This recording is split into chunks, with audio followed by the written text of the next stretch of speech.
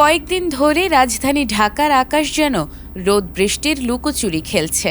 কখনো ঝলমলে রোদ, আবার হঠাৎ করে কালো মেঘে ঢেকে নামছে ঝুম বৃষ্টি। এর সঙ্গে বজ্রপাত আর দমকা হাওয়ায় অনেকের দৈনন্দিন চলাচলও ব্যাহত হচ্ছে। অফিস, ব্যবসা বা জরুরি কাজে নিয়মিত বাইরে বের হওয়া মানুষদের জন্য আবহাওয়ার এই বদলে যাওয়া রূপ এখন বাড়তি ভাবনার কারণ হয়ে দাঁড়িয়েছে।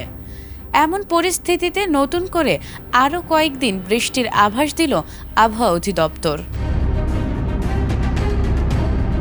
আবহাওয়া অফিস জানিয়েছে, রাজধানী ঢাকা সহ দেশের বিভিন্ন অঞ্চলে আগামী টানা 5 দিন বজ্রসহ বৃষ্টির সম্ভাবনা রয়েছে।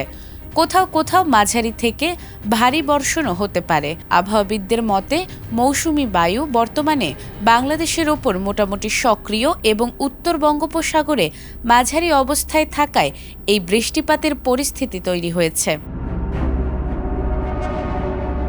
মঙ্গলবার সন্ধ্যা থেকে শুরু হওয়া পূর্বাভাস অনুযায়ী চট্টগ্রাম ও সিলেট বিভাগের অনেক জায়গায় এবং ঢাকা, রংপুর, রাজশাহী, ময়মনসিংহ, খুলনা ও বরিশালের কিছু এলাকায় দমকা হাওয়া সহ বজ্রবৃষ্টি হতে পারে। বুধবারও প্রায় একই ধরনের আবহাওয়া থাকবে। দেশের বিভিন্ন স্থানে বজ্রসহ বৃষ্টির পাশাপাশি কোথাও কোথাও ভারী বর্ষণের আশঙ্কা রয়েছে।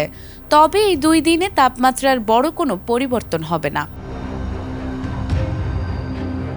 তবে বৃহস্পতিবারও বৃষ্টির ধারা অব্যাহত থাকতে পারে।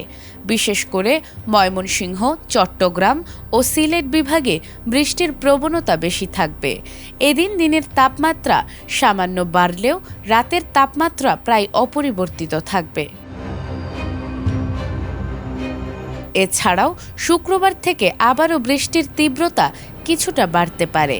ঢাকা, খুলনা, বরিশাল ও চট্টগ্রাম বিভাগের অনেক এলাকায় বজ্রসহ বৃষ্টি এবং কোথাও কোথাও ভারী বর্ষণের সম্ভাবনা রয়েছে।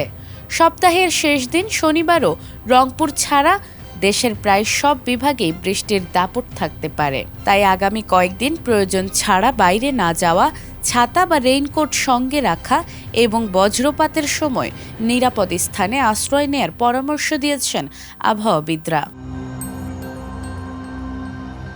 নাজমুন নাহার জান্নাত, এটিএন বাংলা।